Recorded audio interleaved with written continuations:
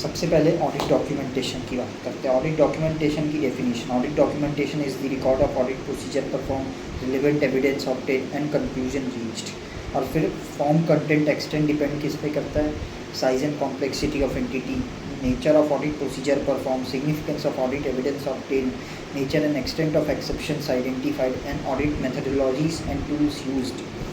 फिर ऑब्जेक्टिव क्या है, दो ऑब्जेक्टिव है, evidence that audit was plan and perform as per applicable legal and regulatory requirement, और एविडेंस इस चीज़ का भी है कि basis for conclusion about achievement of overall objective of auditor.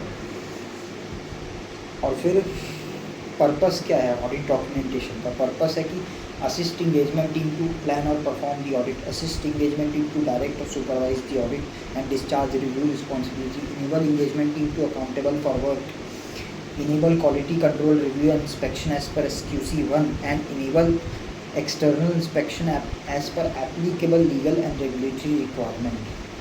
ये होता है 5 पॉइंट्स।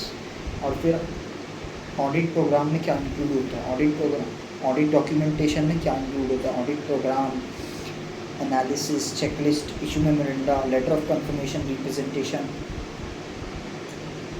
और क्या इंक्लूड नहीं होता, सबसे पहले superseded draft of working paper and financial statements, note that reflect incomplete and preliminary thinking, and previous copies of documents corrected for typographical और अदर एरर्स।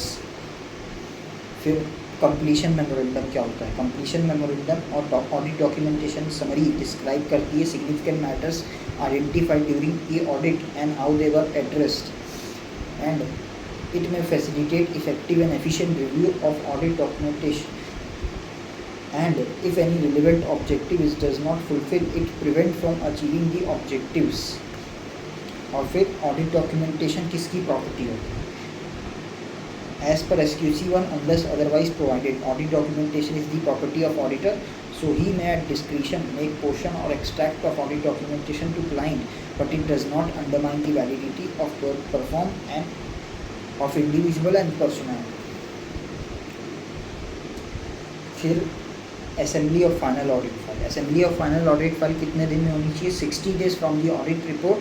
और ये एक असेंबली प्रोसेस है जिसमें कोई न्यू ऑडिट प्रोसीजर परफॉर्म करना नहीं आता है, ना ही ड्रॉ करना न्यू कंक्लूजन आता है। और फिर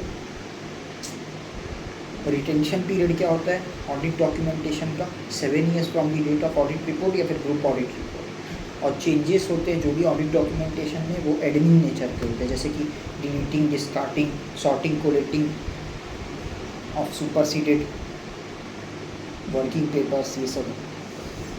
उसके बाद ये सब हो गया मैटर्स। अब बात करते हैं हम लोग ऐसे 570 की गोइंग कंसर्न।